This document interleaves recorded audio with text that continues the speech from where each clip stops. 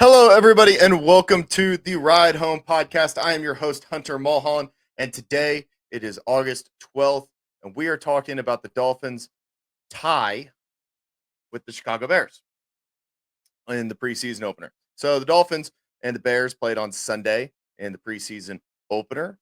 Uh, Good things here and there. A little bit frustrating to watch the first drive get stalled out at the 1 yard line at the goal line again, as we've seen multiple times with the Dolphins in years past, just running out of steam at the goal line, especially with the run game. That was something that they were addressing. They were wanting to address in the offseason.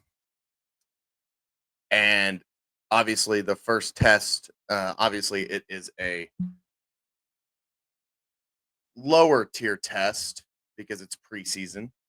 But that first test obviously doesn't go well getting the ball across the end zone.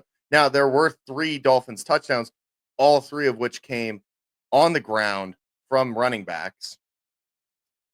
So, what I wanted to talk about today is very easily what was good, what was bad, uh, what is the Dolphins' kind of game plan for the future, for the next couple weeks as they try to whittle down their roster.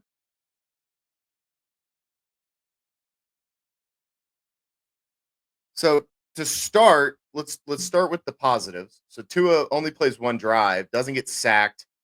The drive doesn't end in a touchdown. Tua does go 5 for 6, only has 27 yards with 5 completions, about 5 yards of completion. I'd like to see that for your for your 5 completions from your starting quarterback in the preseason.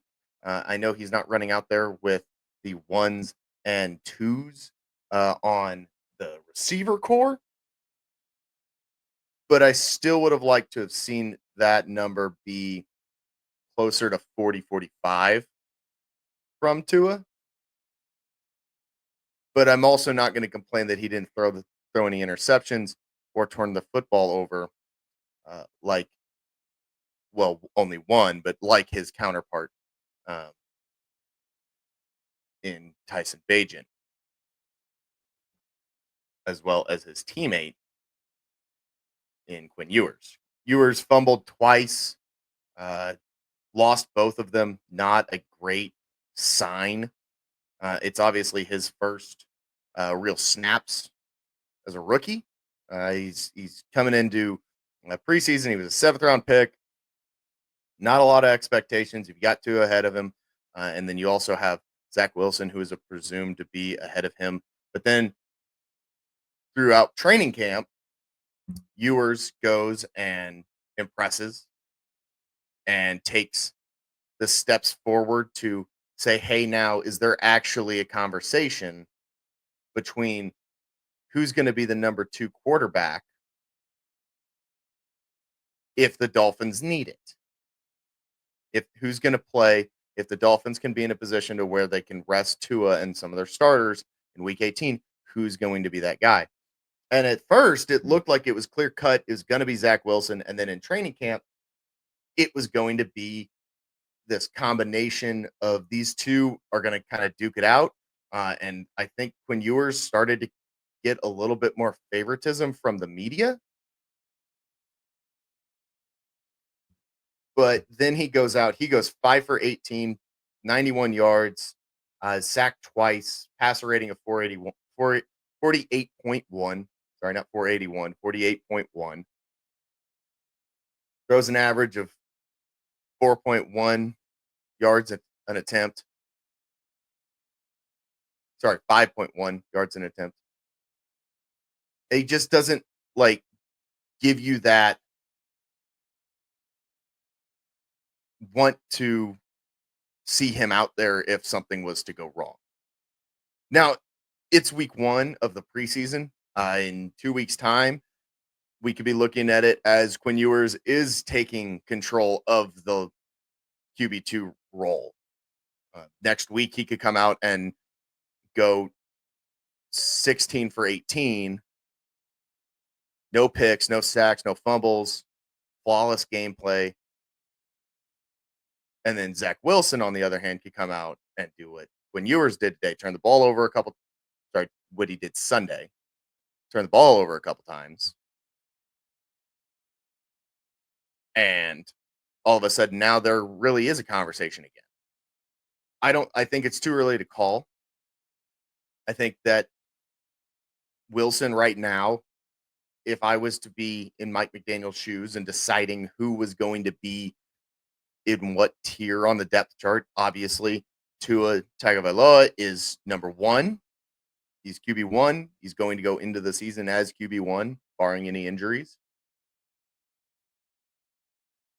Zach Wilson would be QB2 because he has better, even though he hasn't performed very well at the NFL level, he still has that veteran experience. He's been in the league for a couple seasons. He knows what it, I don't know if I can say he knows what it takes to win necessarily, but he's built some experience in the league. And I think he could be a solid backup quarterback and give you somebody you can rely on to understand the pressure of an NFL game if you need it. Meanwhile, Quinn Ewers, I was starting to think the same way during camp. I was sitting there thinking, man, he looks like he could go and do this. He looks like he could go in and take control.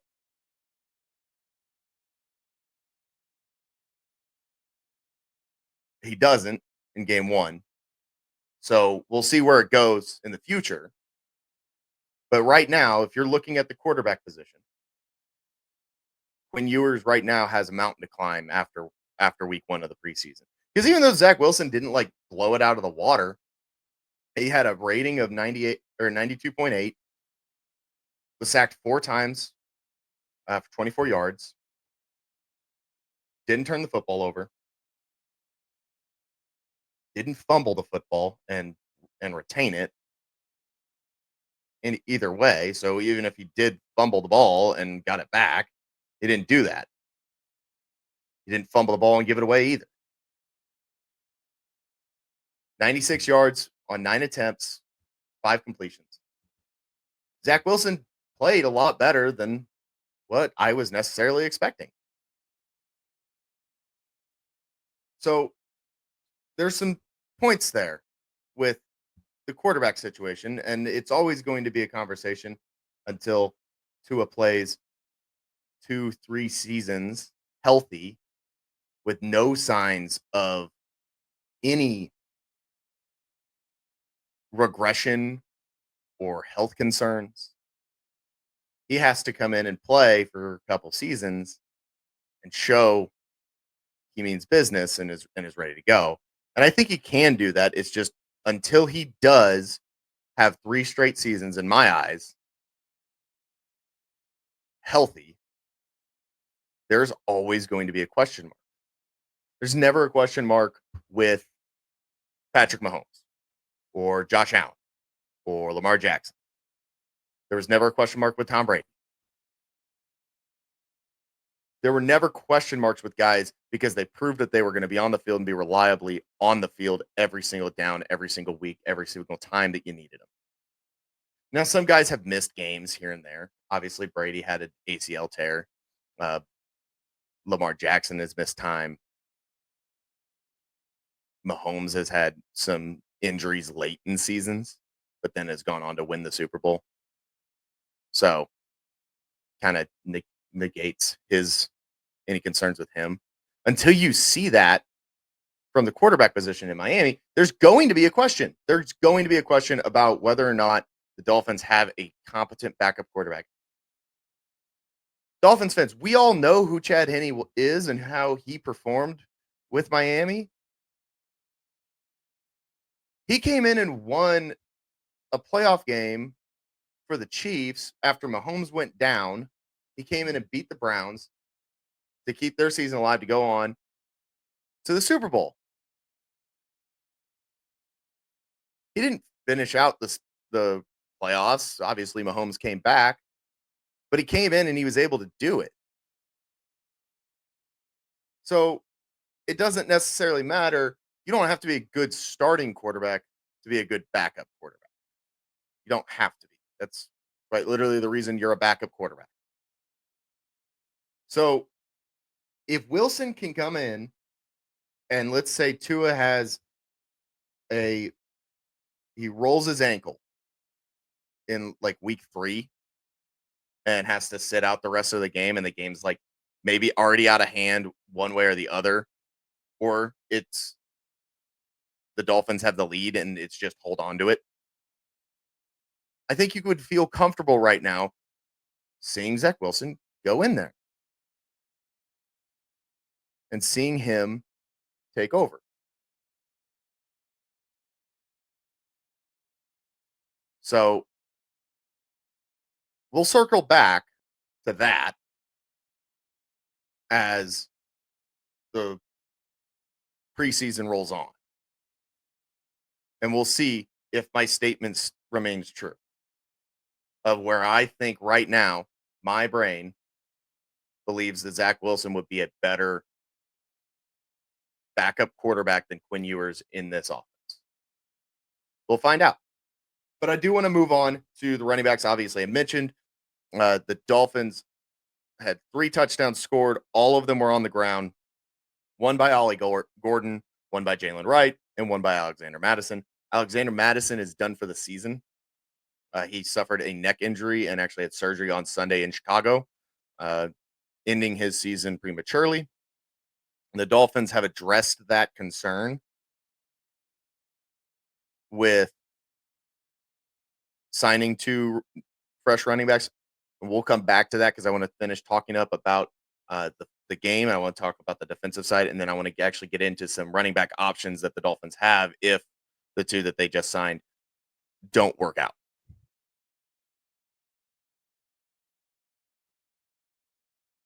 So on the defensive side, early in the game, Willie Gay splits a sack with Benito Jones. 2 other Dolphins get sacks in the game. You get Derek McClendon and Grayson Murphy both get a sack. So the Bears were sacked 3 times. I think that you saw a little bit of it in that first drive. The Dolphins defense, Willie Gay taking charge. I think he's going to be a fantastic leader for that group, that front 7. And I still think that you also have other leaders like Bradley Chubb. Like his leadership is regarded. But I think that Willie Gay is going to be an immense leader for that Dolphins team. Dolphins pick off Tyson Bagent once. It's the only interception in the game from either side. It's actually Patrick McMorris gets the pick. So McMorris, one of those guys that is kind of in this gotta do it this year role. With the secondary issues that the Dolphins have faced in preseason and training camp. Uh, the Dolphins safety room, they add Minka. They have 2 that were injured. They are losing cornerbacks left and right. The secondary is going to take some phenomenal play from some other guys. It can't just be Minka and 4 other guys out there and see what happens. You're going to have to see some guys like maybe a Patrick McMorris take some charge while Ashton Davis and Ife Melifonwu is out. While those 2 are out, McMorris might need to take some charge and be a guy for the Dolphins. Now it remains to be seen how long Melifonwu is going to be out. And Davis is expected to return this season. But the Dolphins have also lost 2 corners already to season-ending injuries. So that secondary is going to take good core play, not just a couple stars. It's going to take more than one good safety. You're going to need some solid play. Doesn't have to be a world beating play. That has to be solid when it comes to the safeties outside of Minka Fitzpatrick until the other two get back from injury. And then when it goes to the corner room, you're going to need to see quite a bit more. So now I want to go back before we wrap up this show. I want to go back to the running backs. So the Dolphins signed 2 running backs on Monday to replace Alexander Madison. So Alexander Madison, coming into the season, to me, looked to be the power back, the third down back, not necessarily being the, I guess I would say the short yardage back is what I would see him as, not necessarily being RB2. I think Jalen Wright could still be RB2. But I think that it's A-Chain's room, but when you need 2 yards on 3rd and 2, when you just need to pick up a couple and you need some power. I thought that was going to be Alexander Madison. He gets hurt. So the only power back, and I think he's more of a dual threat than just a strict power back on the roster, is Ollie Gordon. Well, Ollie Gordon just got stuffed at the goal line 3 times in the preseason by the Bears. So maybe that's just, hey, they did their job and tip your caps to the Bears defense. But at the same time, from the 1-yard line, when you get the football as a running back, you got to score. You got to get in the end zone. You got to find a way. And it's not all on. It wasn't Ollie Gordon. It was Jalen Wright that happened to. And I think that's why I would have liked to have seen Alexander Madison in that role.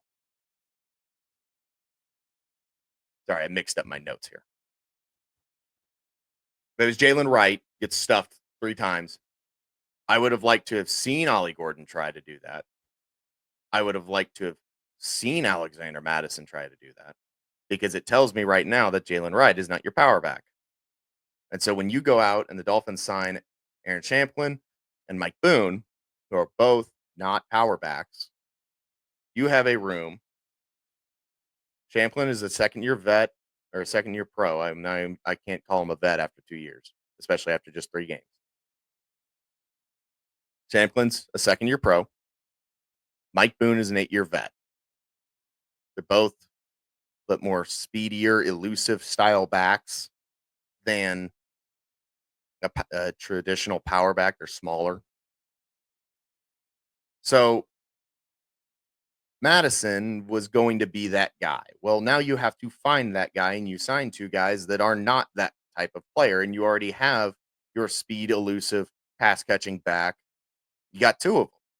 You got your head dog, which is Devon Achane, and you have Jalen Wright, who would be RB1, RB2 to me, even with Madison. I think Wright would have won the job, but Madison would have been, like I said, the power back. So you've got those 2. You've got Achane and Wright. I think Ollie Gordon right now, if the roster, if cut down day was today, I think Ollie Gordon, and when the first depth chart is published, it would have been him in the power back role. You would see him on 3rd and 1, 2nd and 2, goal line packages. I think you would see Ollie Gordon in that role. Then you sign Champlin, you sign Boone, and now, so you've got 5 running backs in your room that are healthy. One of them is a dual threat, and the other 4 are speed elusive backs. You can't go into a season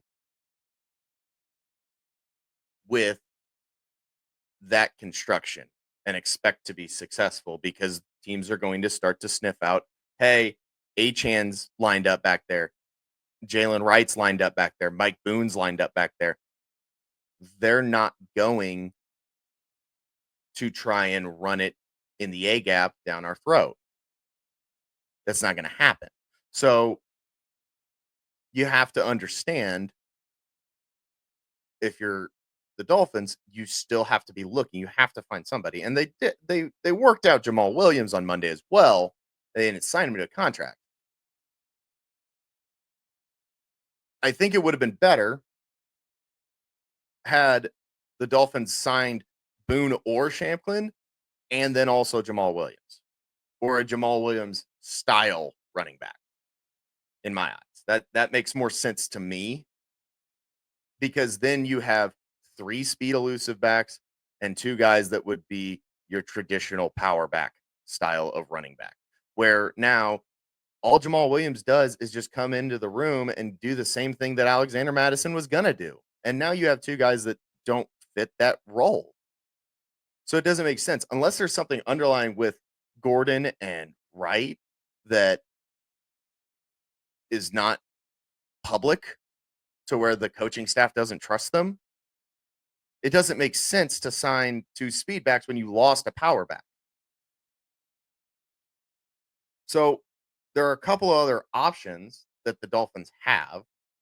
Now, there's not a lot, but none of them really fit the ground and pound, run it down your throat running back. So there's Jamal Williams and there's Gus Edwards. Those are the two that I would think kind of fit that role a little bit better than others. But you also have like Chase Edmonds is out there, but Chase Edmonds doesn't make sense to me, and because he's too much of a screen game elusive running back, similar to Mike Boone and Shamplin. And they've already ran with the Chase Edmonds experiment and it didn't really go well. The only other one, there's three options. If the Dolphins were going to sign one, I had the final say, I would say Jamal Williams, but we'll see what they do. Deonta Foreman could also be a kind of in that role. Now, remember, we are a week into preseason, going on the second week of preseason. There's not a lot of options that the Dolphins have to fill the role that Madison was going to do. So you have to look, and maybe it's not somebody that fits that traditional style perfectly, but still does it well. Jamal Williams was fantastic with the Detroit Lions a few years ago. He's fantastic. And you know what exactly his job was? His job was the power back role. If the Dolphins can find a way in the near future to get a Jahmyr Gibbs, David Montgomery style of running back tandem, that would help immensely, because Gibbs is very much similar to Achan, speed, elusivity, and Montgomery would be your power back guy. And the Dolphins don't have one right now, and it's going to be concerning, because especially when you get in play, they play in the AFC East and they play north in the cold, and you have to assume that Baltimore, Pittsburgh, I don't think Pittsburgh, Cincinnati, let's call it Cincinnati. Baltimore, Cincinnati is going to host a playoff game. The Chiefs are going to host a playoff game. The Bills, unless the Dolphins dethrone them, are going to host a playoff game. Your only saving grace is if you get the 5 seed and pull the AFC South, because maybe you luck out and Tennessee isn't as cold and Indianapolis is inside and Jacksonville is in Florida and Houston's inside in Texas. So maybe you play for that and hope you luck out. But you got to have somebody when the weather gets cold and you need to just run the football, because you can't pass because it's cold. You need somebody that's going to be able to do that and hold on to the football and run through 3 or 4 guys to go pick up a first down when you need it. And they don't have that right now. Jamal Williams would be my pick. If I had to pick one, I'd say, sorry, Champlin. I know we just signed you. You're cut, but we're signing Jamal Williams right now. And maybe they do. Maybe they don't like necessarily cut Champlin, but maybe they turn around and as soon as I'm done recording this and I get this out there, I look like a moron because the Dolphins just signed Jamal Williams.